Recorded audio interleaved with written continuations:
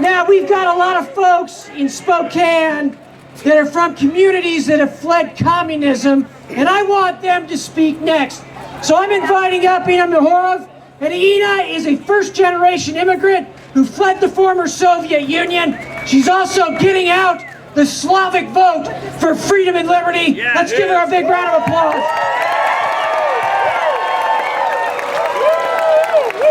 Hello, Spokaneans! So happy to be with you here today. I want to know how many of us, Slavic community, are here. Славяне, скажите привет! Христос воскрес! Thank you so much. As one of the millions of the people who came to the United States to seek freedom and peace among the diverse population, I came here from the country which persecuted me for being a Christian. When strolling through my memories from childhood, I find it so multi-layered and infused with propaganda that we lived under for many years. Perhaps that's because for me and others born and raised behind the Iron Curtain, the USSR was not an evil empire or a mysterious communal utopia of shared and equal rights. It was my home. We lived in small apartments in multi-generational families, wore school uniforms, maybe some of you remember that, and red pioneer ties. Our families gathered around dining tables over boiled potatoes, kolbasa, pickled tomatoes, and cucumbers, and everyone did their best to enjoy themselves. That was not easy. Very little we would hear about freedom of speech, freedom of choice, and having our constitutional rights.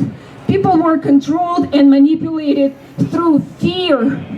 In the last days, we attentively watch our governor's press conferences where he uses his fear tactics that are not supported by current valid statistics or science.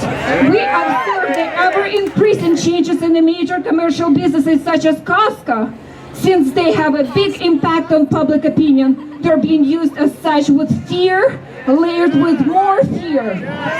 There is so much misinformation on multiple fronts together with fabricated data, which we have accepted for a long time, and it sticks to us even stronger while being scared.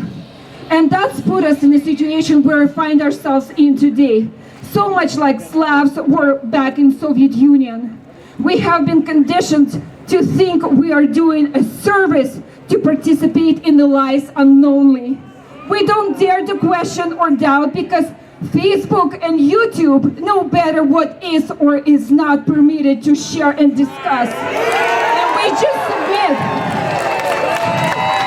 Whether you see it or not, this virus is being used to facilitate what could be the final stages of the closing down of a free society if we stay silent and destructive. And I don't say that to be dramatic in any way, only to stimulate a search for truth on all costs. As for each person's health, it is each person's individual responsibility to care for their own immunity. I don't disparage anyone taking personal responsibility for the effect on others as they see fit. But if we continue down this path of it's your job to protect my health and accepting major violation of our freedoms for the sake of the greater good, things are going to get worse than any of us wants to imagine.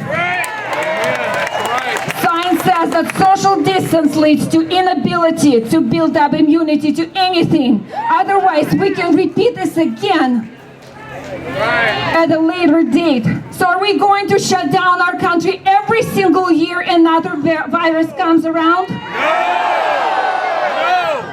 I believe we can safely open up our economy, our state, our city. We can get back to our lives. If you're sick, stay home. Quarantine yourself from healthy people. If you're immunocompromised, protect yourself and your surroundings. Why are these acceptable precautions for other viruses but not COVID-19? Pull up different and independent data that shows how deadly this virus is not. Just because it is new, it does not mean people have to be under home arrest and suffer from depression, suicides, alcoholism, child abuse. Enough is enough. Our freedom and our livelihood are essential. Thank you.